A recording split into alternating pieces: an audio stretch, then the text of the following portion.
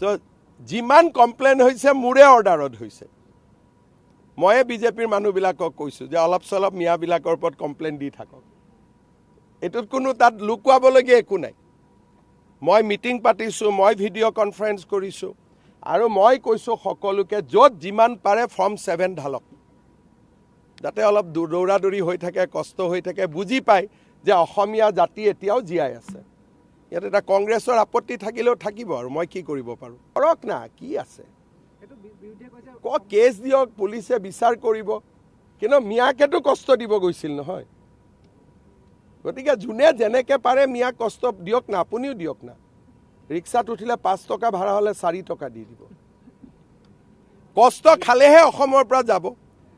ৰাতিটো 9টাত গৈছিলে মইতো কওঁ মিয়াক কষ্ট দিব ৰাতি 12টাতো যাওক ক'ৰবাত যাব খুজিলে এইবিলাক কোনো ইছ্যু টিছ্যু নহয় হিমন্ত বিশ্ব শৰ্মা আৰু বিজেপিয়ে ডাইৰেক্ট মিয়াৰ এগেইনষ্টত আছে আৰু এইবিলাক আমাক ইছ্যু বুলি কৈ কি লাভ হ'ব আমিতো কৈয়ে আছোঁ আমিতো লুকুৱা নাই লুকাইছোঁ নেকি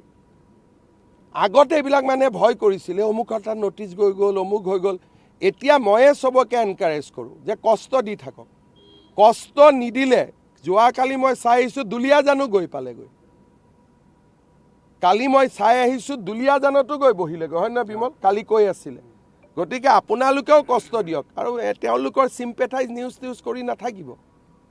আপোনালোকৰ ঘৰতে লাভ জেহাদ হৈ যাব এতিয়া মোকে ভয় খুৱাব কৈছে ৰাতি 12টাত গৈছে অফিচত মইতো কৈছোঁ 2টাতো যাব লাগে আৰু অফিচাৰবিলাকে ৰাতি 2টা-3টালৈকে কাম কৰিব লাগে মিয়াৰ নাম কাটিবৰ কাৰণে যদি পাৰে গতিকে ইয়াত লাজ কৰিবলগীয়া কি কথা আছে আমাৰ দৰে যদি যুঁজিলেহেঁতেন মিয়াৰ লগত অসমখনৰ পৰিৱেশ এনেকুৱা নহ'লেহেঁতেন আগতে যদি যুঁজিলেহেঁতেন কংগ্ৰেছে নুযুঁজিলে বুলি এনেকুৱা হ'ল আৰে মোক মিয়াই ভাল পায় দুখীয়া মিয়াই মোক ভাল পায় আৰু ছোৱালীবিলাকেতো মোক চব মিয়াৰ ছোৱালীয়ে ভাল পায় আৰু মোৰ লগত কথা পাতি বহুত মিয়াই কৈ আছে মিয়াৰ ছোৱালীয়ে কৈ আছে যে 2টাতকৈ মামা বেছি জন্ম নিদিওঁ মোৰ লগত কেতিয়াবা ঢিং ৰূপহীত যাব কলেজত মোৰ সমান কোনো পপুলাৰ নাই মোক ভালো পায় সেইকাৰণে অৰুণোদয় দিওঁ সেইকাৰণে আমি দুখীয়া মানুহকতো দিগদাৰ নকৰোঁ দালালকেইটাকহে দিগদাৰী কৰোঁ দুখীয়া মানুহৰ লগততো কি আছে মই য'তে যাওঁ তাতে মোৰ লগতে থাকে মই ভোট খুজিলে ভোটো দিব